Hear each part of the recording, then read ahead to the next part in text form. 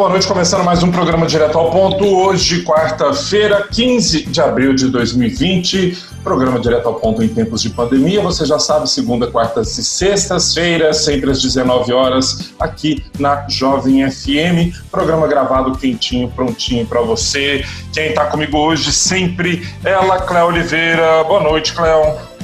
Oi, André. Oi, Fernando. Olha eu aqui, gente.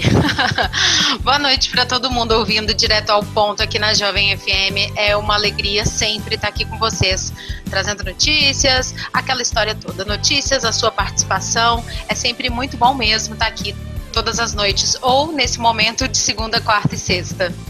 Fernando Ferreira. Boa noite, Fernando. Boa noite, André. Boa noite, Cléo. Boa noite, pessoal. Perfeito. Bom, até às 8 da noite. É isso? Boa noite. Achei que o Fernando ia se estendendo. Minha fala foi exonerada, né? Boa noite para todo mundo. Sigamos. Direto ao ponto no seu rádio. Vamos lá então, vamos começar com notícia. Eu vou começar falando, não tem como a gente fugir do assunto Covid-19, falar de um assunto que chamou a atenção, são os estudantes tocantinenses que estão lá no Paraguai, que fazem cursos superiores lá no Paraguai. São 47 tocantinenses que estão no país. O governo Tocantins entrou com um pedido aí no Ministério das Relações Exteriores para que ele entre em contato com o governo do Paraguai para garantir o retorno desses cidadãos tocantinenses para casa. Por causa da pandemia, as fronteiras entre os dois países estão fechadas, tem dificultado o retorno desses estudantes. Além do Itamaraty, o governador também solicitou apoio junto ao Senado, o senador Eduardo Gomes, para que intervenha dentro do Ministério para viabilizar essa repatriação. Os 47 estudantes são 22 aqui da capital Palmas, 11 de Araguaína, 7 de Porto Nacional, um de Salvador, um de São Salvador, um de Santa Rosa, Goianorte, Filadélfia, Araguatins, Palmeirópolis e Paraíso, também cada um com um representante, um estudante lá no Paraguai. Eu soube, Cléo e Fernando, uma amiga minha, por coincidência, entrei em contato com ela hoje de manhã para saber como é que ela está. Ela acabou de chegar de viagem de Foz do Iguaçu, foi buscar a filha, que estudava no Paraguai, mas que ela conseguiu atravessar a fronteira e ficar esperando em Foz, não tinha ônibus, não tinha avião. Ela pegou o carro e falou, não, minha filha buscou eu.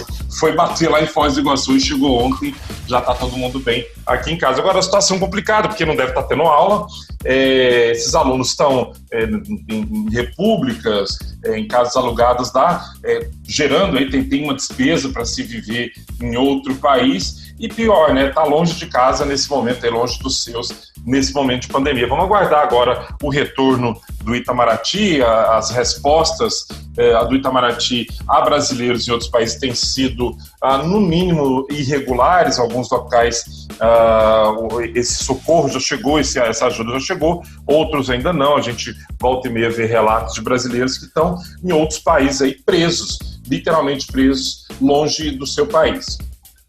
Não tem que, em outras situações já né, essa repatriação, e como são 47 alunos, não devem ter outros ainda em outros países fora do Tocantins, né? Mesmo lá no Paraguai, né? Deve outros estudantes de outros, com certeza, de outro estado.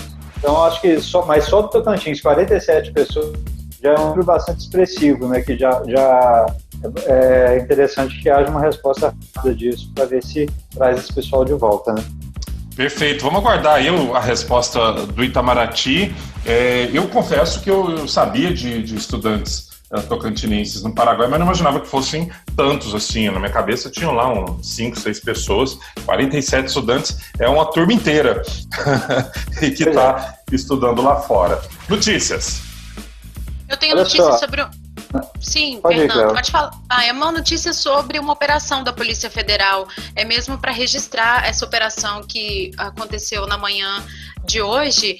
foi deflagrada a Operação Goiáses. O objetivo foi desarticular um grupo suspeito de fraudar licitações e desviar recursos de contratos públicos em municípios do sul aqui do Tocantins.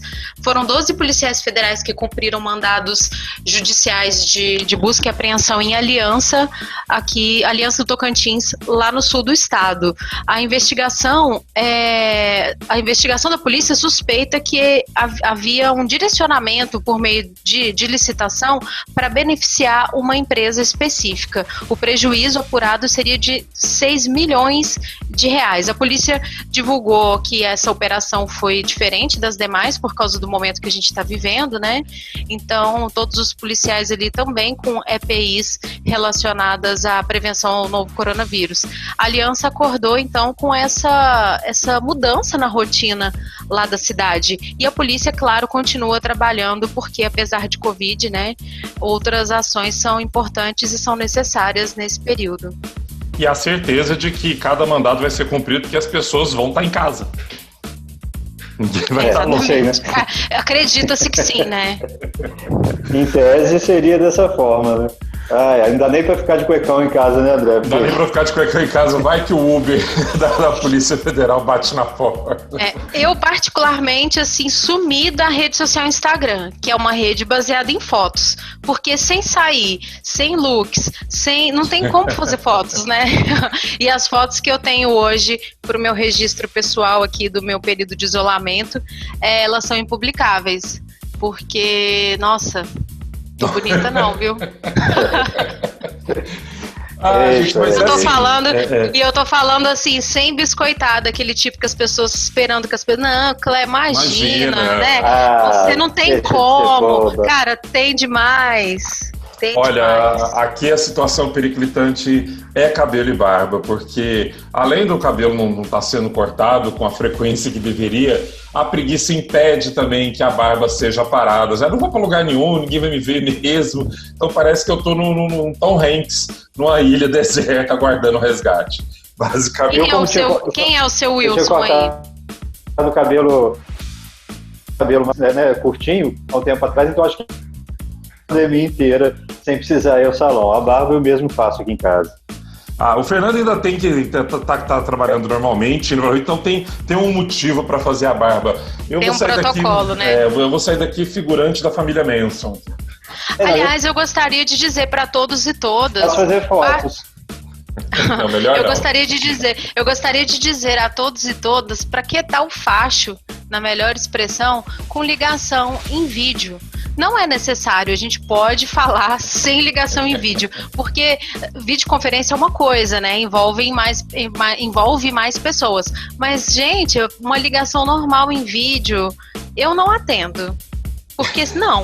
Eu gosto, sabe? Assim, lá em casa nós temos feito algumas vezes sim, para poder ver, porque rompemos o prazo em encontrarmos, que seria na Semana Santa. Então, nos ver, de uma certa forma, dá um alento. Ou aumenta a saudade também, né? Mas não, nesse caso, Fernando, nesse caso eu acho ótimo. Desculpa te interromper. Nesse caso eu acho ótimo o que você está falando, porque é um contato com a família, é um contato emocional também. Eu estou falando no dia a dia. Por exemplo, o entregador da farmácia vai dizer que está vindo. Precisa ser chamado em vídeo? Não precisa. Entendeu? Alguém liga para te dizer que mandou um e-mail, se você pode olhar agora. Precisa ser por vídeo? Não precisa. Ou o entregador ou a entregadora, Cleo.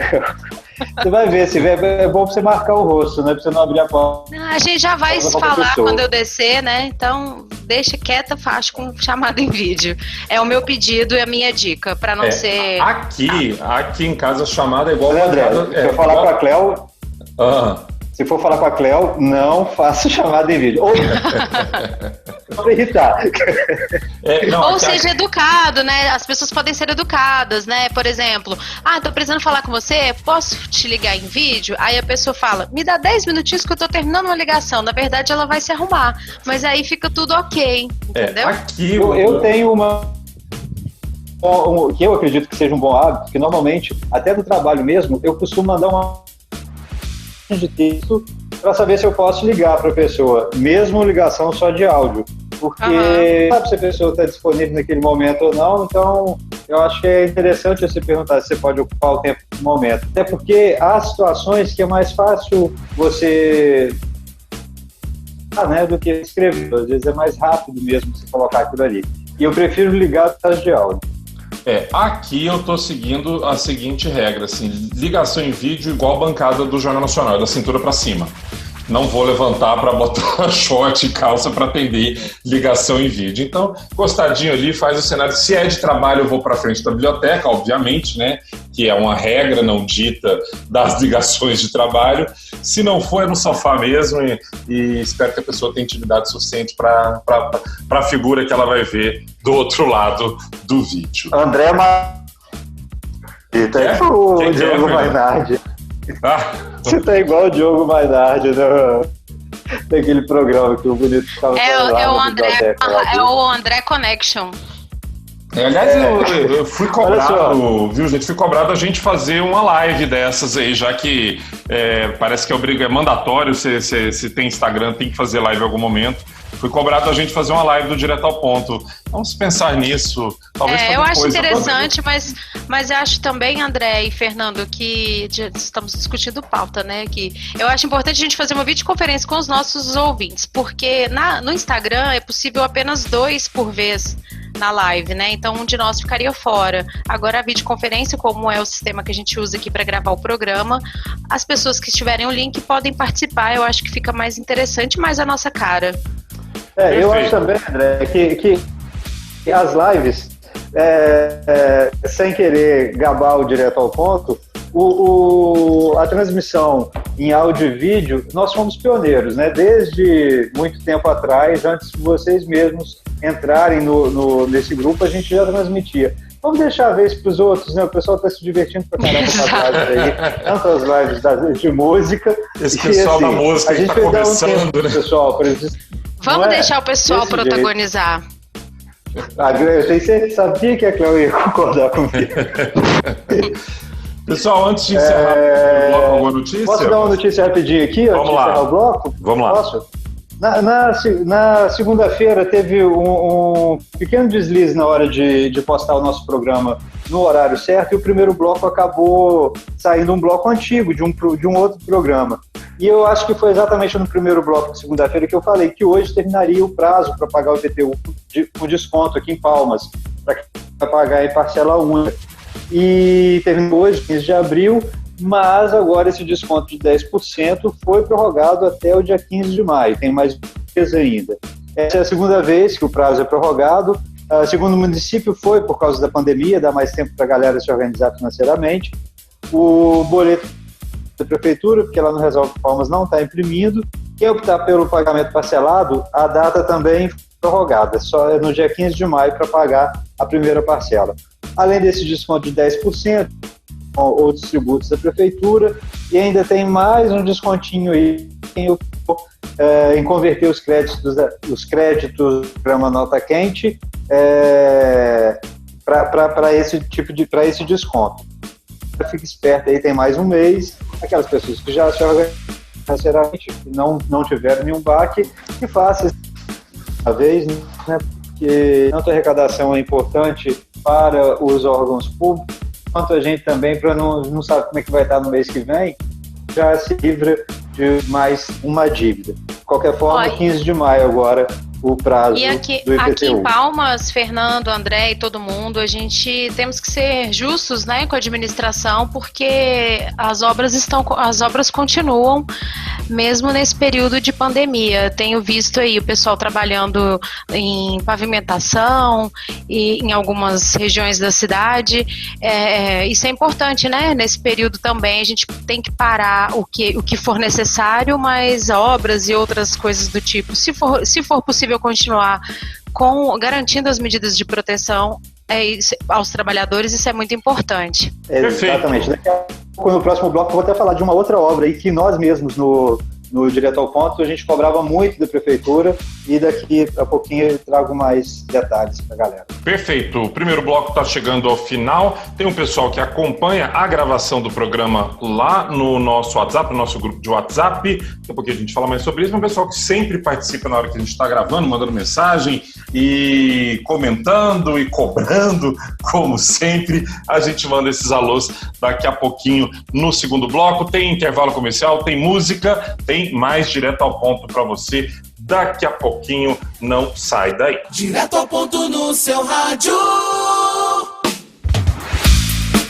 De volta com o programa Direto ao Ponto, nesta quarta-feira, 15 de abril de 2020, literalmente metade do mês. Lembrando que no final do mês passado, o presidente americano deu uma entrevista dizendo que até a Páscoa ele ia reabrir os Estados Unidos inteiro.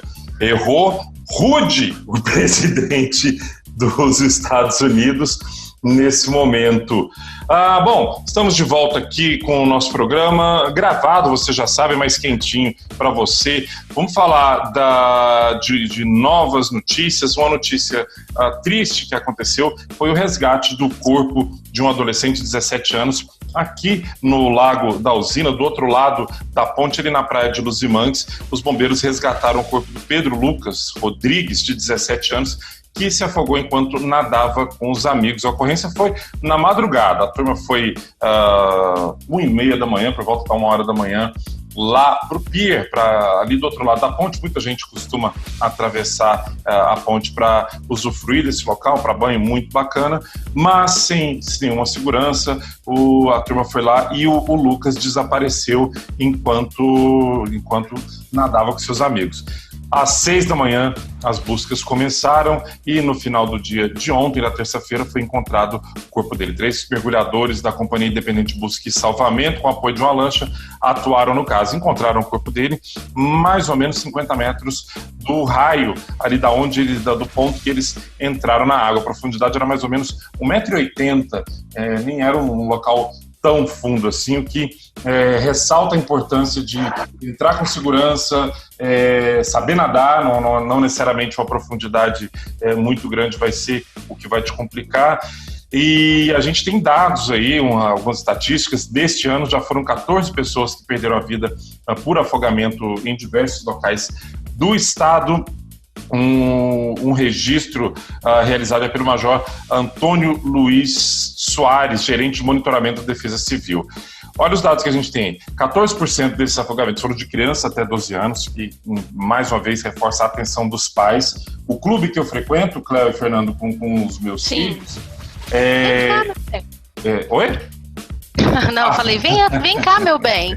É o meu neném que chegou aqui perto da gravação.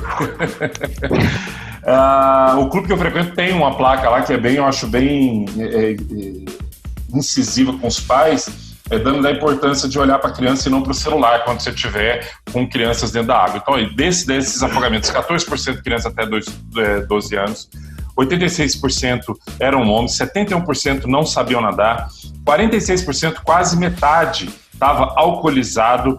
E a gente tem outros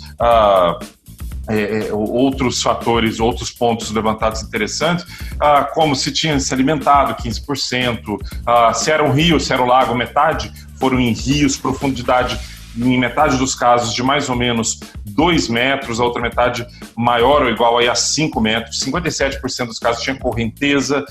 E o que chama a atenção é que 83% desses casos são durante o dia, mas somente 7% em praias oficiais, ou seja, aqueles locais específicos destinados para banho da população. 93% dos casos ocorreram em pontos que não tem nem estrutura e provavelmente nem gente acompanhando. E estamos longe ainda da temporada de praia, se é que teremos temporada de praia, ainda é uma incógnita, mas os números continuam aparecendo de afogamento nas águas do Tocantins.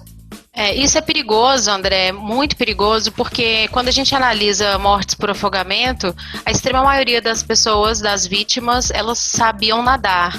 né? Porque qual que é a relação disso? São pessoas que entram na água com mais segurança do que uma pessoa que não sabe nadar, ela não se arrisca tanto, né? Infelizmente, esses casos sempre envolvem, sempre não, mas na maioria das vezes envolve quem sabe nadar. E como você disse, né, não é só em praia, em piscina de clube que acontece isso, né? Onde tem água, pode ocorrer afogamento. Essa análise aí do pai ficar sempre atento é muito importante, porque afogamentos envolvendo crianças, eles são muito rápidos, né? Muito rápidos mesmo, não é aquela coisa que a criança pula e tal, é meio segundo que coisas dessa acontecem. Então a atenção mesmo tem que ser com criança perto sempre, né?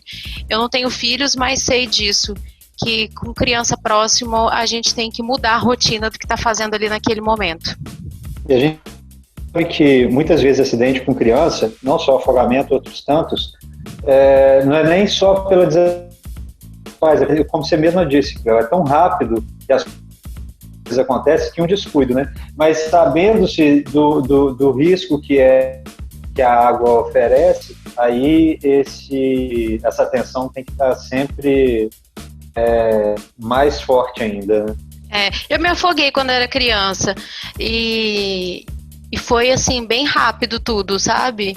Eu me lembro bem, me marcou, né, aquilo, foi num clube. E é muito rápido mesmo, posso dar esse depoimento de quem passou por isso. Felizmente não tive nada grave, mas realmente eu caí numa piscina de adultos, né? Que é uma piscina mais profunda, eu era criança, tinha nem 6 anos. E é tudo muito rápido mesmo. E as pessoas não veem. As pessoas não veem isso acontecer.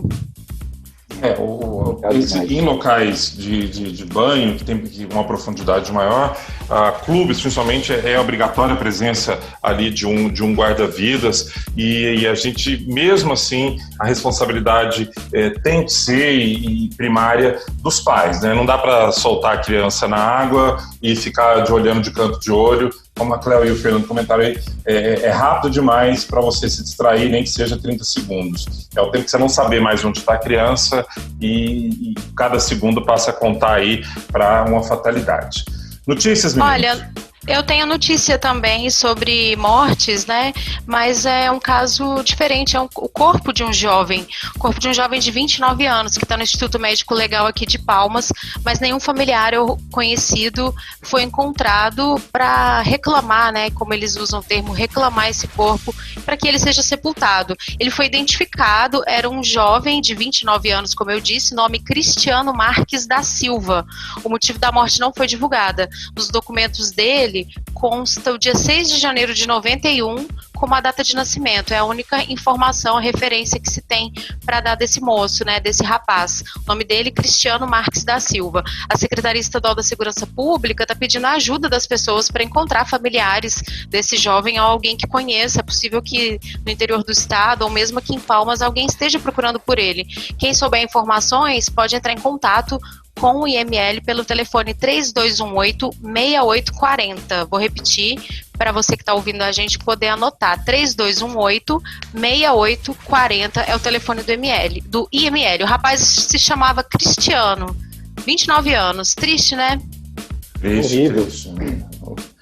Tá mais nesse momento aí, imagina, alguém deve estar sentindo a falta e não está sabendo onde procurar ainda. Eu sempre tenho essa teoria, que alguém está procurando, né? Porque esse rapaz, ele pode ser do interior, como eu disse, ele pode ser de outro estado, alguém está procurando por ele em algum momento e o corpo está lá no IML.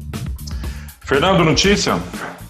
Tem sim, uma aqui que talvez diminua essas ocorrências de morte que a gente acabou de falar aí, já trouxe para notícias, é que a Prefeitura de Palmas vai ligar a partir de sábado, agora dia 18, nos cruzamentos da Avenida Teotônio Segurado com as avenidas LO8, LO29 e LO31 e Avenida 1, lá na entrada do aeroporto. Essa sinalização desses locais, com a implantação de faixas de retenções e sinalização vertical. Essa semana já, antes do sábado, essa ligação dos semáforos de forma educativa, para que os condutores já se adaptem. Nesse período, os semáforos vão passar por ajuda e vão funcionar de forma intermitente até 47 valendo já no sábado. O investimento foi de cerca de R$1 milhão, nada tanto assim, para coisas que há muito tempo vem sido noticiado. Esse perto da Polícia Federal, da sede nova ali ao norte da Teotônio, na entrada do aeroporto, e também instalar aquelas manilhas que já fizeram vários aniversários e muitos acidentes, principalmente com motos naquele cruzamento, e que muitas pessoas acabam morrendo. Acidente direto, não sempre com vítimas fatais. Ali na saída do aeroporto teve um caso emblemático, né, que foi o marido e mulher, e a mulher estava grávida, foi uma morte muito dramática na época em que aconteceu. Enfim, começaram a instalação desses semáforos lá, né, e agora, a partir do esses cruzamentos já vão ter essa medida que é uma segurança, porque semáforo em Palmas é só segurança para o cruzamento. Poucos semáforos têm a preocupação de ter o tempo do pedestre, não seja aqueles que têm a botoeira ali para o pedestre atravessar, os outros veículos, carros, motos e outros veículos. Uma pena, principalmente na Teotônio Segurado, que são pistas largas demais e que os pedestres ficam assim, fecha um sinal, ele tem que correr porque o carro da outra já está vindo, fazer o seu cruzamento ali, virar para aquele lado. É uma pena isso.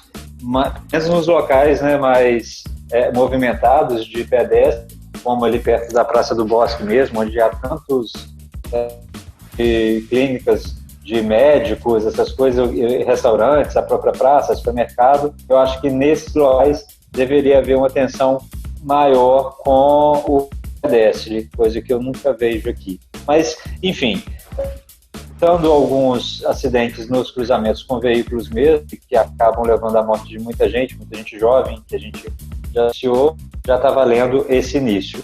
E fique a indignação aqui para uma reflexão dos órgãos competentes.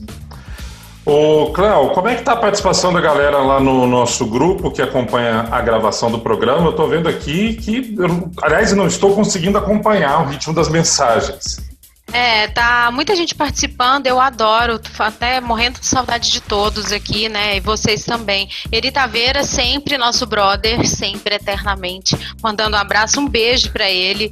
Ana Paulinha, nossa amiga de Conceição também, mandando abraços especiais, a gente vai ouvir o áudio dela depois, né, ela sempre manda áudio, mas a gente não consegue ouvir no momento da gravação. Mas Ana Paula, um beijo pra você, pra todos os nossos ouvintes de fora do Tocantins, no seu nome. Carlos Alberto participando, que tá com saudade demais da conta da gente. Ele já deu bronca, já. Ele é bronquinho, mas ele é tipo aquele anão zangado, né? No fundo ele dá broncas. Ele dá broncas na gente, mas o coração dele é enorme e ele adora a gente. Temos aqui participações. O professor Ederval, ele tá pedindo pra gente falar para a gente fazer uma análise dos nomes que compõem o Comitê Gestor de Crise do Estado. Ele perguntou se é algum especialista em pandemias, a UFT ou outro centro de estudo. É importante falar disso mesmo, porque o comitê ele foi criado para ser um comitê de análise dos impactos e do enfrentamento no âmbito estadual. É interessante que quando ele foi criado, não houve nenhum questionamento assim, de membros e nenhuma entidade pediu para participar, não. Agora que houve o decreto do governo do Estado deixando aos municípios o poder de decidir ou não sobre as medidas em cada cidade, está tendo muita repercussão. Ele pediu para a gente falar sobre isso, explicando a ele e a todos os nossos ouvintes, né? O decreto de iniciativa do governo foi apresentado para o comitê, as pessoas ouviram, algumas instituições fizeram questionamentos, mas assim, na minha opinião, é um assunto realmente polêmico. Eu, Cléo, acho que não seria necessário fazer o decreto, porque os municípios já foi dito aí no Supremo que os municípios podem decidir sobre suas ações. Porém, a gente tem que entender que são instituições, não são pessoas discutindo, né? Assim como a gente está falando aqui. E se o secretário da Saúde, que é a nossa autoridade aqui nessa área, ele apresenta dados que subsidiam uma decisão, é necessário considerar esses dados, porque ele é uma autoridade que, além de ser um profissional médico, é uma autoridade de saúde aqui no estado.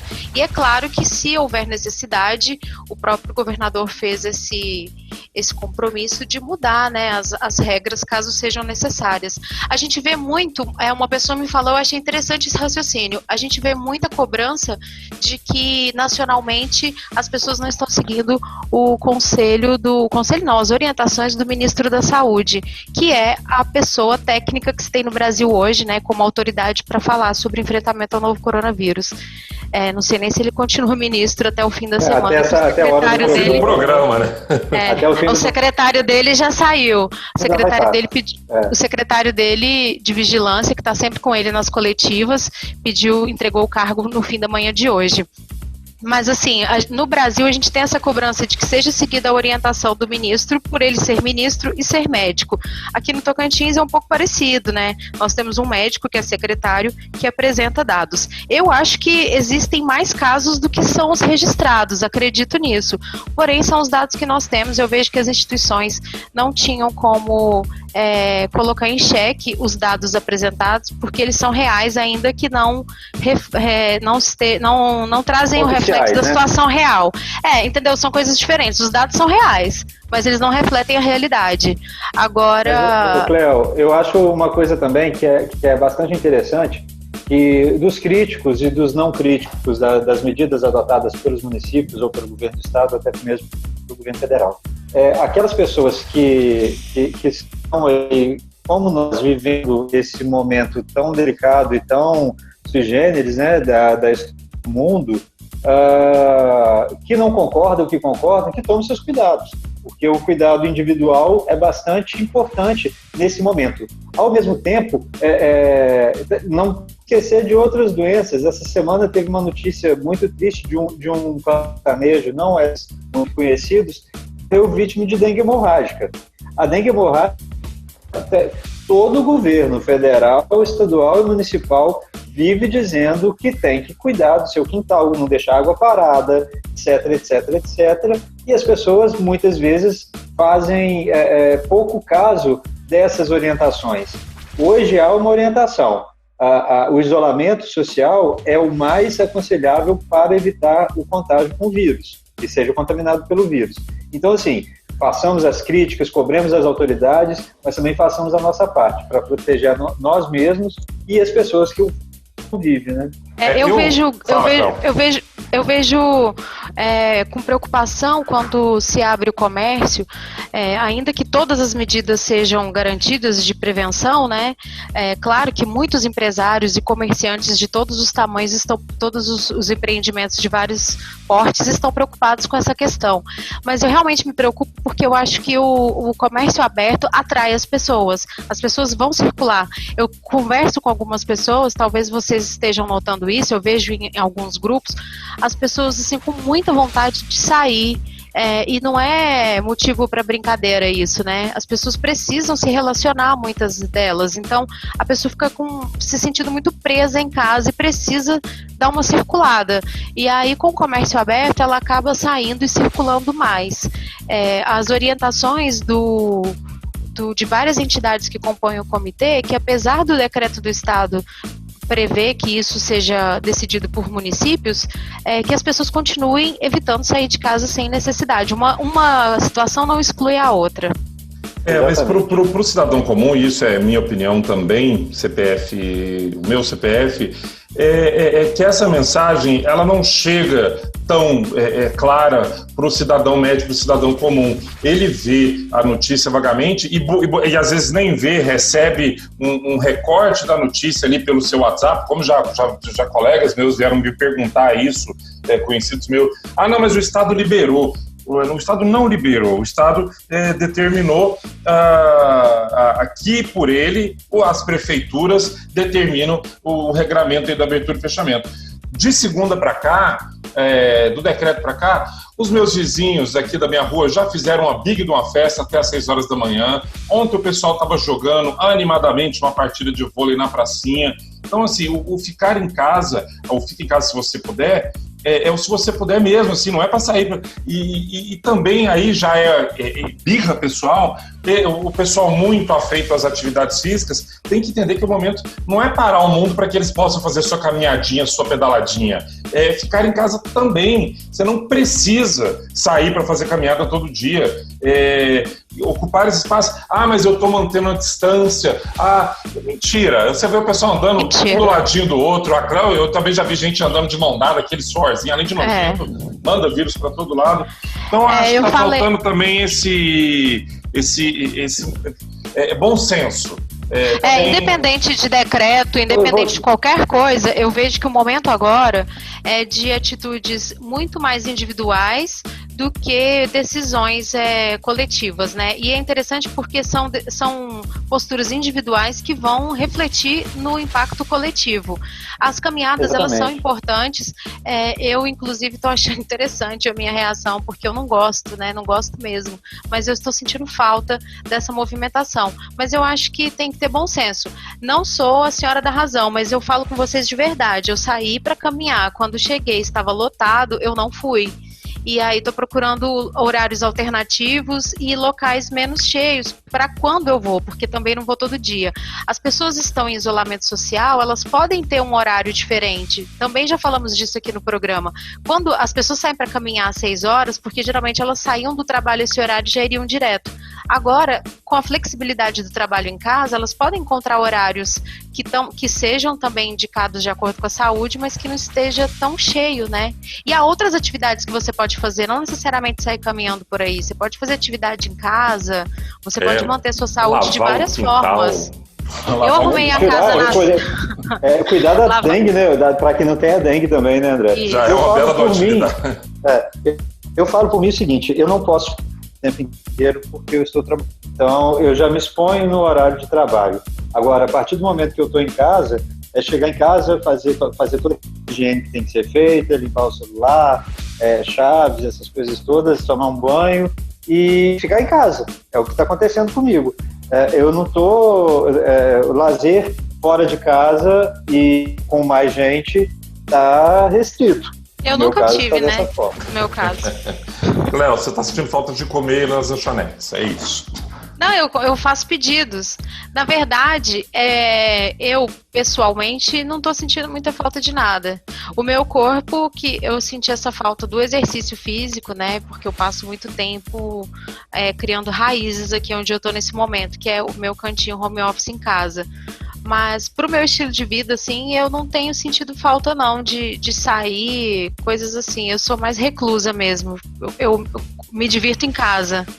Olha só, nosso tempo já está esgotadíssimo nesse bloco. Tem intervalo comercial, tem música. Rapidinho a gente já volta para fazer o fechamento do Direto ao Ponto desta quarta-feira, 15 de abril de 2020. A gente volta já já com o que você precisa saber antes de entrar nos grupos. Não sai daí, não. É bate-papo, é descontração, é jornalismo de qualidade. Direto ao Ponto. De volta com o programa Direto ao Ponto, reta final, hoje quarta-feira, 15 de abril de 2020. Você que está acompanhando a gente aqui na Jovem FM, o programa já está chegando no seu final, mas, claro, tem aquele quadro que você adora, que a gente ama fazer. O que você precisa saber antes de entrar nos grupos?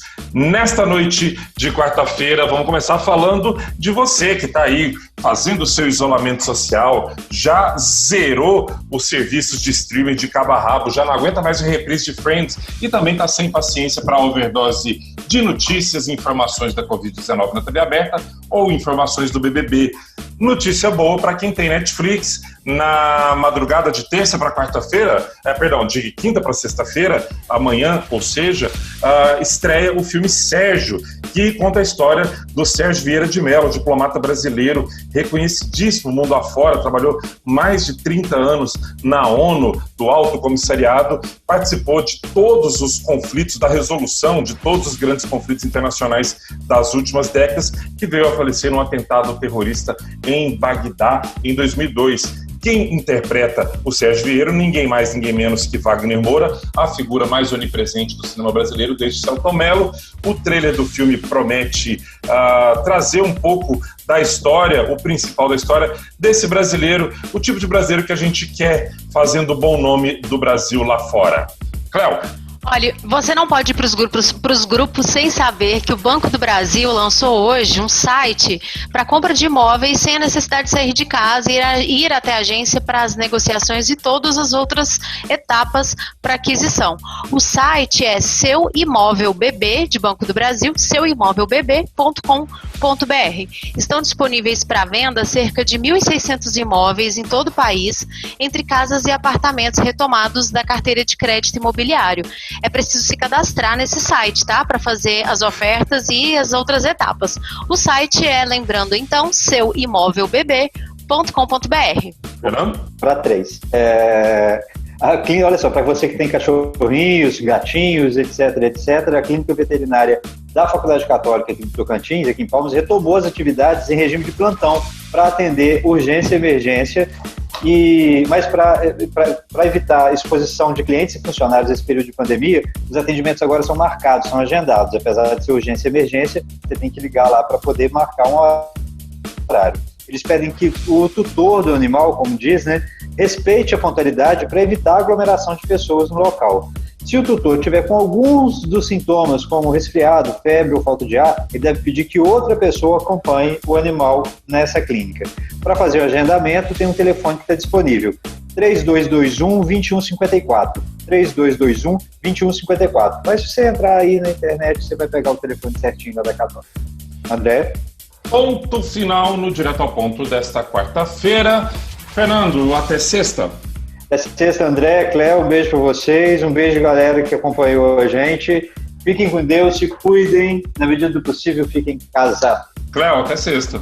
Até, André, um beijo, lembrando os nossos ouvintes que o cachorrinho que você contou a história aqui no último programa, o cachorrinho resgatado, está disponível para adoção. Tem informações lá no Twitter do Direto ao Ponto. Um beijo para todo mundo, foi ótimo estar aqui com vocês esse 15 de abril. A gente continua juntos nas redes sociais. Perfeito, obrigado. Olha, o cachorrinho é uma graça, viu? Obrigado você que lindo, acompanhou. Né? Lindo. Queria, mas eu sempre quero todos esses cachorros, é difícil para mim. Obrigado você que acompanhou a gente, você que participou lá no nosso grupo enquanto a gente gravava o programa. Direto ao Ponto fica por aqui. Você segue agora com a programação da Jovem. Um beijo para todo mundo, até sexta-feira e tchau. Direto ao Ponto. Jornalismo diferente.